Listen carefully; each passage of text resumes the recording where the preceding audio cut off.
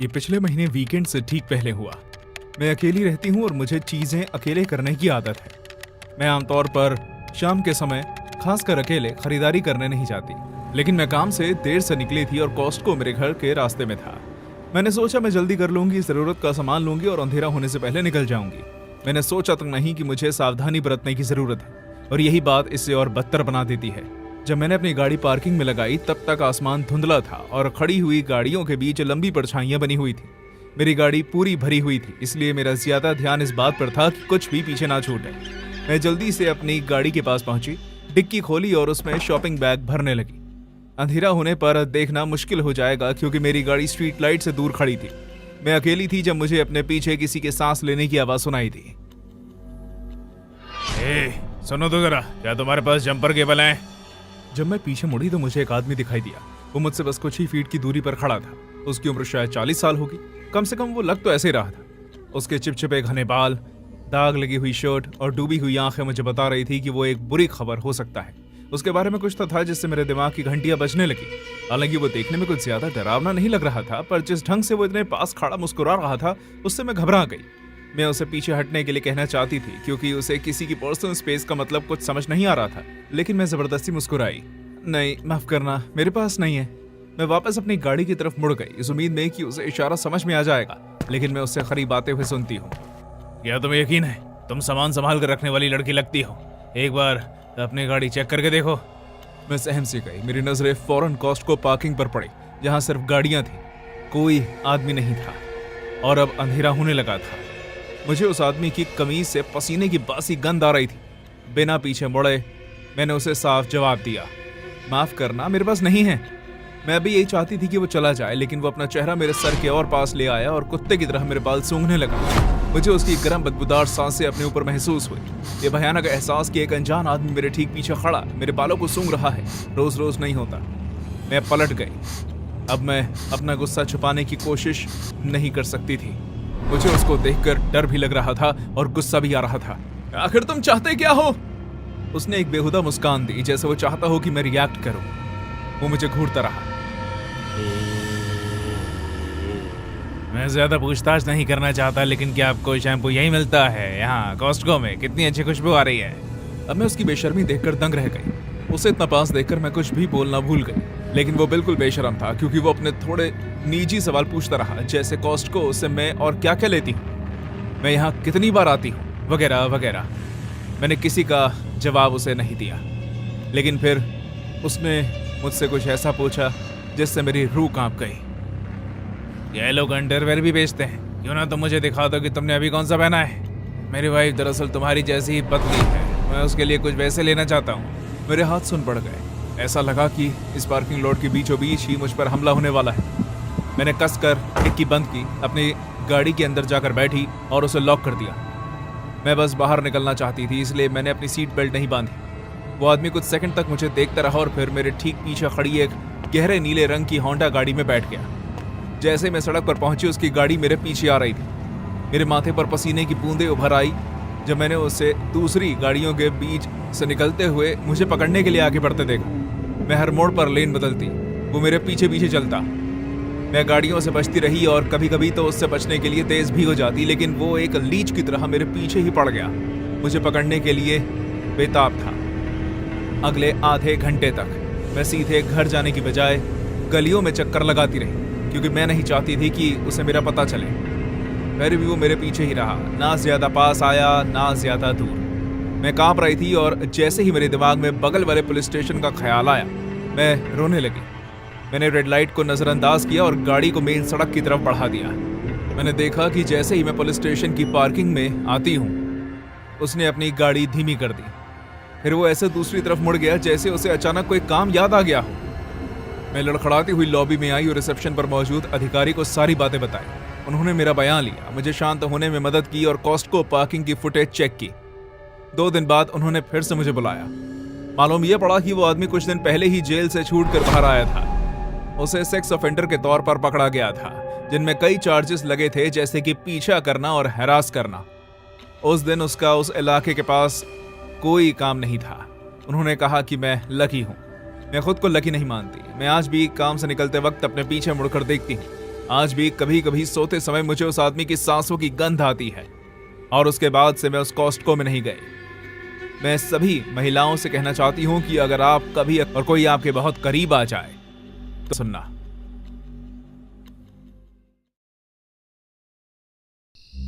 मुझे आज भी कॉस्टको या किसी बड़े रिटेलर में घुसने से डर लगता है, क्योंकि 7 साल की उम्र में मेरे साथ एक घटना घटी थी। मैं हमेशा भूल जाता हूं कि हम पहली बार वहां क्यों गए थे, क्योंकि उस एक भयानक घटना ने मेरी बचपन की सारी यादों को ढक लिया था। शायद मॉम को दूध या पेपर टॉवल लेने थे और डैड काम पर थे, इसलिए मैं उनके साथ आया था। वो एक आम हफ्ते के दिन की दोपहर थी। हमारे घर में ज्यादा सामान स्टोर करने की जगह नहीं थी, इसलिए कॉस्टको में घुसना मेरे लिए किसी रोमांच से कम नहीं था। ये बहुत ही बड़ा था और इसमें दुनिया की हर चीज भरी हुई थी। अनगिनत गलियारे, चमकदार रोशनी, ऊंची अलमारियां, ठंडी हवा और फ्री सैंपल देखकर मेरी आंखें नम हो गई। मैंने अपनी मॉम का हाथ पकड़ा हुआ था, क्योंकि उनका कहना था कि मैं यहाँ खो जाऊंगा। जब हम चल रहे थे तब मैं उछलते उछलते अपनी मॉम से पूछ रहा था कि क्या हम उनका काम खत्म होने के बाद खिलौने और किताबों के सेक्शन में चल सकते हैं क्या। 2 सेकंड बेटा, मुझे डिनर के लिए सिर्फ कुछ नए सूप के फ्लेवर लेने हैं, उन्होंने जवाब दिया। हम जल्दी बन जाने वाले खाने के आयल में खड़े हुए और मॉम सामान चेक करने में बिजी हो गई। उन्होंने रैक से सामान उतारने के लिए मेरा हाथ छोड़ दिया और सूप के पैकेट पकड़ लिए, और तभी मेरी नजर उस आदमी पर गई। वो धीरे धीरे मेरे पास आया। उसके चेहरे पर जो मुस्कान थी वो सही नहीं लग रही थी, जबकि गर्मियों का मौसम चल रहा था, लेकिन फिर भी उसने हवा से बचने वाली जैकेट पहनी हुई थी और उसकी दाढ़ी भी काफी बड़ी हुई थी। वो थोड़ा नीचे होकर मेरी तरफ झुका। हे दोस्त, क्या तुम मेरे साथ खिलौने देखने चलोगे? अब मैं 7 साल का था, लेकिन मेरी मॉम ने मुझे अनजान लोगों के बारे में सिखाया हुआ था, इसलिए मैंने अपनी मॉम की तरफ देखा जो मुझसे कुछ ही इंच की दूरी पर थी। उस आदमी ने अपनी आवाज इतनी धीमी की हुई थी कि मुझे यकीन है कि मेरे अलावा किसी और ने उसे नहीं सुना होगा। मैंने सर हिलाकर ना कहा और फिर अपनी मॉम को आवाज दी। मुझे ऐसा करते हुए देख वो आदमी वहां से भाग गया।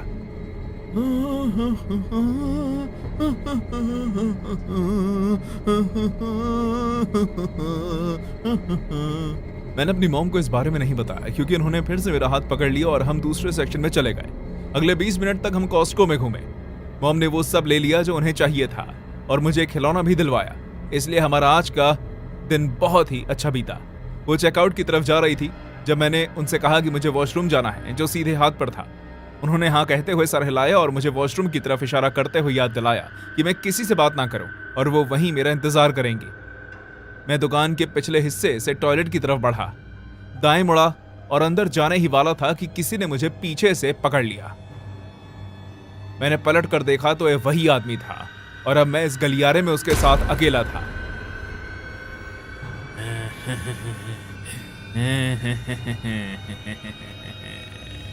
उसने हाथ बढ़ाकर मेरी कलाई कसकर पकड़ ली। मेरे चिल्लाने से पहले ही उसका दूसरा हाथ मेरे मुंह पर था। उसकी उंगलियों से पसीने और कचरे की गंध आ रही थी। मैं रोने लगा, लेकिन मेरी चीख मेरे गले में ही दब गई।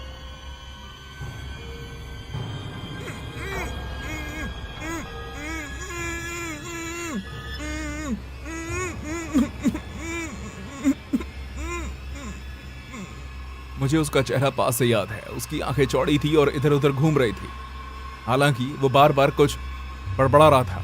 चुप रहो, कोई बात नहीं। फिर मैंने वही किया जो मेरे दिमाग में आया। मैंने उसकी हथेली पर जोर से काट दिया।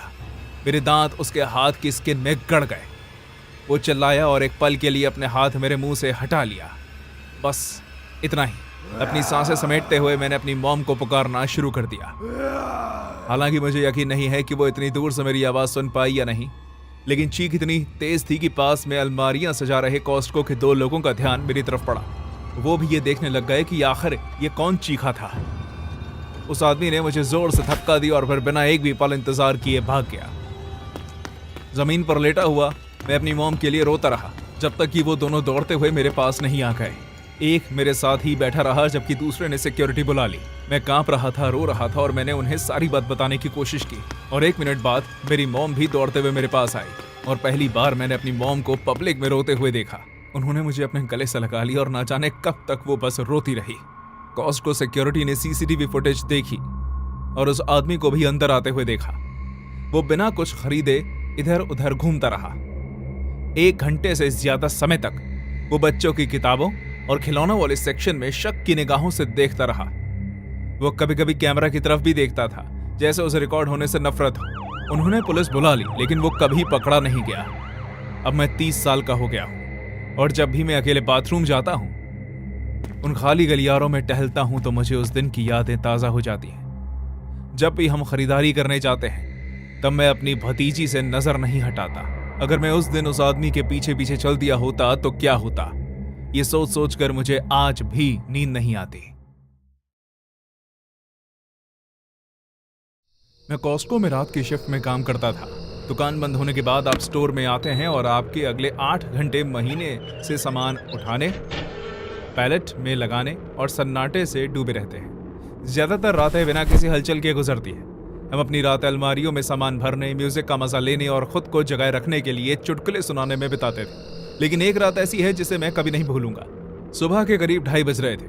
मुझे डॉक के पास सामान भरने का सामान सौंपा गया था। गोदाम के सबसे आखिरी छोर पर, जहां इमरजेंसी एग्जिट और लोडिंग बे था। वहां हमेशा सबसे ज्यादा ठंड और शांति रहती है, जैसे आवाज भी वहां जाने से कतराती हो। मैंने अपने हेडफोन्स लगाए हुए थे, लेकिन इतने धीमे कि किसी के आवाज देने पर सुनाई दे सके। मैं आराम से नए स्टॉक की डिलीवरी रिपोर्ट देख रहा था कि तभी मेरी नजर इमरजेंसी एग्जिट की तरफ जाने वाले कॉरिडोर पर पड़ी। वहां बहुत अंधेरा था, लेकिन दरवाजा खुला हुआ था, जिससे बाहर की स्ट्रीट लाइट की पीली रोशनी अंदर पड़ रही थी। अब इन दरवाजों को हमेशा बंद ही रखना होता है। ये ना सिर्फ अलार्म बजाते हैं, बल्कि इन्हें खुला या आधा खुला रखना भी बड़ा ही सुरक्षा का जोखिम है। हमें इस बारे में पहले ही चेतावनी मिल चुकी थी, इसलिए मैंने मान लिया कि कोई इसे बंद करना भूल गया होगा। शायद कोई ट्रक ड्राइवर या कोई साथ में काम करने वाला जो सिगरेट पीने गया हो। मैंने उसकी तरफ बढ़ना शुरू किया। सोचा कि मैं इसे बंद कर दूं और सिक्योरिटी को बता दूं। लेकिन अभी मैं सिर्फ 15 फीट आगे बढ़ा हूंगा कि मैं अचानक रुक गया। कॉरिडोर के आखिर में एक कोने में कोई खड़ा हुआ था। वो अपनी पूरी कोशिश कर रहा था कि अंधेरे में छुप जाए। मैं उसे ठीक से नहीं देख पाया, लेकिन मैं उसके आकार समझ गया था। वो एक आदमी था जिसके बाल बिखरे हुए थे और वो मुझे ही देख रहा था। कौन है वहां? मैं तुम्हें देख सकता हूं। उसने ना ही एक शब्द कहा और ना ही 1 इंच भी हिला। वो बस वहां खड़ा रहा और किसी चीज का इंतजार करने लगा। पहले तो मुझे लगा कि वो शायद कोई बेघर आदमी है या कोई वर्कर है जो यहां बंद हो गया है, लेकिन जिस तरह से वो खड़ा हुआ था, बिल्कुल शांत, किसी पुतले की तरह, उसने मेरी गर्दन के पीछे के बाल खड़े कर दिए। मैंने धीरे धीरे अपना हाथ नीचे बढ़ाया और बेल्ट पर लगे रेडियो को पकड़ लिया। जैसे ही मेरा हाथ उस पर लगा, वो आदमी भाग गया। उसने एक भी शब्द नहीं कहा। वो बस मुड़ा और बाएं ओर बने एक और कॉरिडोर की तरफ भाग गया। मेरे माइक पर बात करने से पहले ही वो वहां से भाग चुका था। मैंने टॉर्च उठाई और गलियारे में देखा, तो वहां खालीपन के अलावा और कुछ भी नहीं था। मेरा मन मान लेना चाहता था कि वो चला गया था, लेकिन मेरी अंतरात्मा कुछ और ही कह रही थी। मैं वापस से अलमारियों में सामान भरने लग गया। बीच बीच में मैं लंबे खाली गलियारों में नजर डालता रहता। 15 मिनट बीत गए और मुझे अभी यकीन होने ही वाला था कि वो चला गया है कि तभी मुझे अपनी गर्दन के पिछले हिस्से पर कुछ गीला महसूस हुआ। ऐसा लग रहा था जैसे पानी की बूंदें गिर रही, लेकिन कॉस्को की छतें अच्छी बनी हुई थी। कोई दरार होना नामुमकिन है, तो फिर पानी कहां से आया? मेरी आंखें ऊंची छतों पर ढूंढने लगी और अचानक मुझे ऐसा लगा जैसे मेरे सामने का कॉरिडोर कांप गया हो। क्या मैं बीमार हो रहा हूं या कोई भूकंप? मैं बस दूसरी तरफ देखने की कोशिश कर ही रहा था कि तभी मैंने ऊपर की शेल्फ से एक सर निकलता हुआ देखा। वो आदमी शेल्फ के ऊपर से मुझे देख रहा था। आप क्या सोचते हैं? अंदाजा लगाइए। वो पानी की बूंदें और कुछ नहीं बल्कि उसकी लार थी।